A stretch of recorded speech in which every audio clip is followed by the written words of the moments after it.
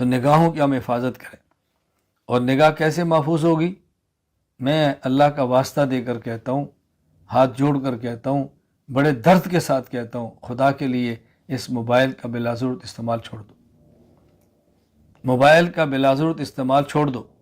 یہ تباہ کر کے رکھ دے گا ہماری آنکھوں کو، اور تباہ کرے گا آنکھوں کے بعد ہمارے قلوب کو، ہمارے دل سے نور ایمان کو کھرچ کے رکھ دے گا، مسنون اعمال ہماری زندگی سے نکال دے گا.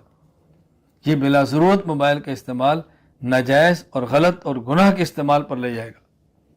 اس سے بچ جاؤ. اپنی زندگی اگر درست سمت پہ لے جانا چاہتے ہیں تو اس موبائل کے ناجائز استعمال کو نہیں، بلا ضرورت استعمال کو چھوڑ دو. ناجائز تو ہے ہی ناجائز، بلا ضرورت استعمال کو چھوڑ دو. کتنے لوگ ایسے ہیں، کتنے لوگ ایسے ہیں جو میرے لیے بیٹوں کی طرح ہیں. کتنی بچیاں ہیں جو میری بیٹیوں کی طرح ہیں، اولاد کی طرح ہیں. ہر ایک کا رونا یہی ہے، عدد گناہ جان نہیں چھوڑ رہے. میں بار بار کہتا ہوں، بس اوقات میں بہت ڈانٹ کے کہتا ہوں کہ بیٹا بیٹی اس موبائل کو چھوڑ دو، گناہ آپ کی جان چھوڑ دیں گے. اس موبائل کو چھوڑو، گناہ ہماری جان چھوڑیں گے. جب اس موبائل کو نہیں چھوڑیں گے، گناہ کیسے جان چھوڑیں گے؟ میں اس لیے بارہا اپنے تعلق والے سے کہتا ہوں، یہ جو موبائل ہے، اس کافر کو مسلمان بناؤ، اس کافر کو مسلمان بناؤ، اس کافر کو مسلمان بناؤ.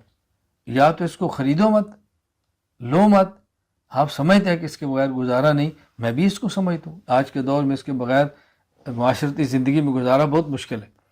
آپ اس کو رکھیں، لیکن اس کو مسلمان کر دو. آپ اس سے کورس کرو، آپ اسے ذکر دیکھو، آپ اسے تلاوت سنو، آپ اسے سبق سنو، بس. اس کے علاوہ اس کو بند کر دو.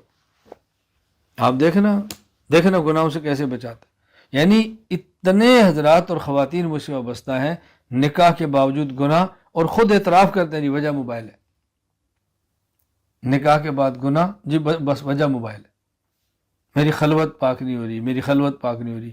اور کتنے ایسے بچے ہیں میری آج کی مجلس کے اندر بھی موجود ہوں گے، مجھے خود ان کی صلاحیتوں پہ رشک آتا ہے. اللہ گواہ ہے، میں ان کی صلاحیتوں پہ ناز کرتا ہوں. کیسے ایسے بچے میرے ساتھ وابستہ ہیں. آج کارگزاری ہے کام کی، اور کل ساتھ ہی استاد جی گناہ پریشان ہے. آج کارگزاری ہے فلاں اشکال کے جواب کی، اور کل یہ استاد جی فلاں گناہ ہو گیا. آج کارگزاری ہے استاد جی یوں کی، اور ساتھ دوسرے دن میسج آئے گا کہ استاد جی بس دعا کریں، گناہ جان نہیں چھوڑ. میں کہتا ہوں بیٹا اس موبائل سے بچو تو جان چھوٹے.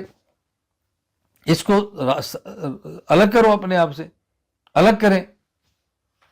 یہ لاکھوں گناہوں کی جڑ یہ ہے.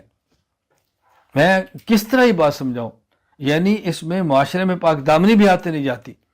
باہر جائیں کسی نامحرم لڑکی کو تاڑیں، اور باہر جائیں کوئی لڑکی نامحرم لڑکوں کو تاڑے، بدنام ہو جائے گی. یہ کیسی دیندار ہے؟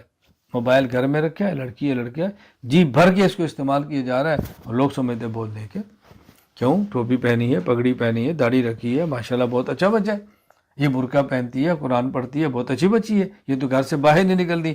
گھر کیا وہ گل کھلا رہا ہے؟ وہ گھر کمرے میں کیا گل کھلا رہی ہے؟ ذرا یہ بھی تو دیکھو. اللہ تعالیٰ مجھے اور آپ سب کو بات سمجھنے کی توفیق عطا فرمائے.